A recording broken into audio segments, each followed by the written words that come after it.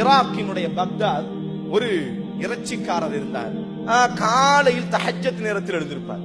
அவருக்கு ஒரு 4-5 குழந்தைகள் உண்டு, மனைவி, அமைதியான ஒரு மனிதர், யாரோடையும் எந்த வம்புக்கும் செல்ல மாட்டார். கத்திகளை எடுத்துக்கொண்டு ஆடுகள் இருக்கக்கூடிய அந்த மேய்ச்சல் நிலங்களுக்கு செல்வார்.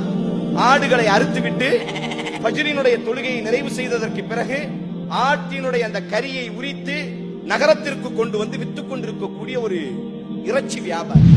ஒரு நாள் ஃபஜ்ர் தொழுகைக்கு முன்னால் எப்பொழுதும் அவர்களுடைய ஆதத் வழக்கமாக கத்தி எடுத்துட்டு வயக்காட்டுக்கு செல்கிறார். ஆட்டு மந்தைகள்ல ஆட பிரிச்சு அறுத்துட்டு இருக்கும் பொழுது திடீரென்று ஒரு அசரீதியான ஒரு சப்தம், கொல்லாதீர்கள், என்னை கொல்லாதீர்கள் என்பதாக ஒரு சப்தம். அந்த இடத்துக்கு போய் பார்க்கிறாரு. ஒருவன் இரத்த வெள்ளத்தில் மிதந்து கொண்டு கிடக்கிறார். அவன் வயிற்றுல குத்தப்பட்டு ரத்தங்கள் வெளியேற்றப்பட்டு மரணித்து செத்து கிடக்கிறான். இவர் அப்படி மெய் மறந்து இவனை யார் கொண்டிருப்பார்கள் என்று சுத்தி கித்தி பார்க்கும் பொழுது ஒட்டுமொத்த ஊரும் திரண்டு விட்டார்கள். இவரினுடைய கையில கத்தி இருக்கு, ஆடறுத்த கத்தி, இவர் மேல் ஃபுல்லா ரத்தம். உடனே மக்கள் எல்லோருக்கும் நம்பிக்கையும் இல்லை, இவர் இப்படிப்பட்ட நபரும் அல்ல. ஆனால் நம்பவும் முடியவில்லை, நம்பாமல் இருக்க முடியவில்லை. முஷூர்தா போலி அதிகாரிகள் வருகிறார்கள், இவரை கைது பண்றாங்க. ஏன்னா இவர்கிட்ட கத்தி இருக்கு, இவர் உடம்புதான் ரத்தம் இருக்கிறது, செத்து கிடக்கிறான் ஒருவன். அப்படி ஆனால் யார் கொலை செய்திருக்கிறது? அவர் சொல்றாரு, அது எனக்கு தெரியாது, நீதிமன்றத்தில் நிப்பாட்டப்படுகிறது எனக்கு தெரியாது, நான் இதை செய்யவில்லை என்பதாக எவ்வளவோ பேசி பார்க்கிறார். நீதிமன்றத்தை பொறுத்தவரையில் தலீல் ஆதாரங்களை கொண்டு தீர்ப்பு கொடுக்கப்படும். அப்படியானால் நீ செய்யவில்லை என்று சொன்னால் யார் செய்தது? இதை செய்ததற்கான தடயங்கள் உன்னிடத்திலே அத்தனை தடயங்களும் இருக்கிறது என்று சொல்லி அவருக்கு பக்தாதினுடைய நீதிமன்றம் மரண தண்டனை என்பதாக நாளைய முஹாவினுடைய நேரத்தில் இவரினுடைய கழுத்துகள் பகிரங்கமாக அறுத்து எறியப்பட வேண்டும், இவருக்கு மரண தண்டனை என்பதாக தீர்ப்பு கொடுக்கப்படுகிறது.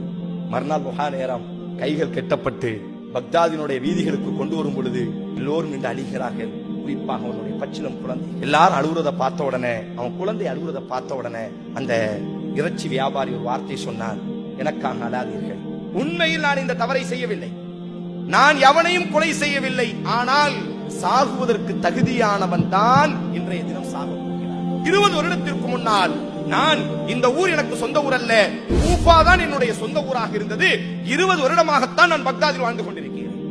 20 வருடத்திற்கு முன்னால் நான் ஒரு படகோட்டியினுடைய மகன், என்னுடைய தகப்பன் ஒரு படகோட்டி. யூப்ரட்டிஸ் நதிக்கரையிலே இக்கரையில் மக்களை ஏற்றிக் கொண்டு அக்கறையிலே நான் மக்களை இறக்கி விடுவேன், ஈராக்கினுடைய நதி. இதுதான் என் தகப்பனினுடைய தொழில். தகப்பன் மரணித்தார், படகு எனக்கு உரிமையானது.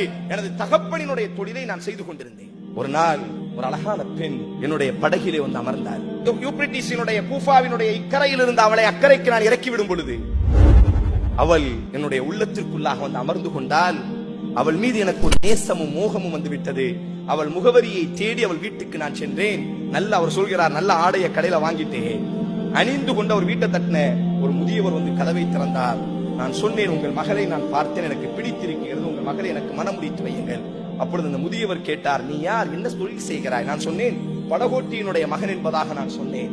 நான் இப்பொழுது படகோட்டி கொண்டிருக்கிறேன் என்று சொன்ன பொழுது அவர் சொன்னார், என்னுடைய மகளை உங்களுக்கு மனமுடித்து கொடுப்பதற்கு எனக்கு சம்மதம் இல்லை, அதனால் வீட்டை விட்டு வெளியேறுங்கள் என்பதாக என்னை அவர் அவமானப்படுத்தி வெளியே அனுப்பிவிட்டார். காலம் உருண்டோடுகிறது. இது போன்ற ஒரு மகிழ்வினுடைய நேரம், சூரியன் மறையக்கூடிய அந்த நேரத்துல ஒரு பெண் கையில குழந்தையோடி அந்த படகுல வந்து அமருகிறார். தூரத்துல வரும் பொழுதே பார்க்கிறார். படகுல வந்து அமரும் பொழுது அவர் கண்டுகொண்டார் தன்னுடைய பழைய நேசத்திற்குரியவர் என்பதாக. கேட்கிறார், தாய், என்னை தெரியுதா உங்களுக்கு, நான் யாருன்னு உங்களுக்கு தெரியுதா? அவ சொன்னால், ஆரிஃப், எனக்கு தெரியுது, நீங்க யாருன்னு எனக்கு தெரியுது. ஒரு நாள் என்னை நீங்கள் வீட்டில் வந்து மனம் முடிப்பதற்காக பெண் கேட்டீர்கள் அல்லவா? ஆம், நான் தான். இப்பொழுது அந்த சூரியன் மறைகிறது, இருள் கவ்வ ஆரம்பிக்கிறது. அந்த குழந்தை, அந்த நபர் என்ன செய்யறான், படகோட்டி பிடுங்கி அந்த புள்ளை என்ன செய்யறார் அப்படின்னு சொன்னா அந்த தண்ணியில முக்கிறாரு, தலை கழுத்து வர. அவர் சொல்கிறார், இன்றைய இரவு நீ என்னோடி சயனிக்க வேண்டும், என்னோடி நீ தவறு செய்ய வேண்டும், அப்படி இல்லாவிட்டால் இந்த குழந்தையை நான் கொலை செய்து விடுவேன், முக்கி சாகடித்து விடுவேன்.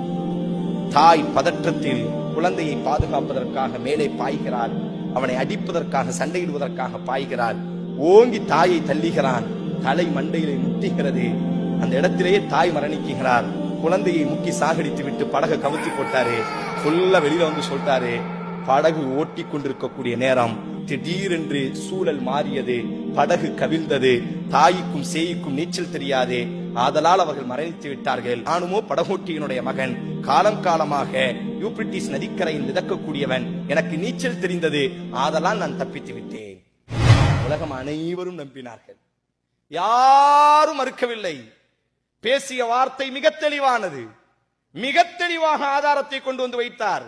உலகமே நம்பியது, கூஃபா நகரமே நம்பியது. ஆம், உண்மைதானே, அவர்களுக்கு நீச்சல் தெரியவில்லை, ஆதலால் மரணித்து விட்டார்கள். படகோட்டிக்கு நீச்சல் தெரிந்தது, ஆதலால் தப்பித்து விட்டார்.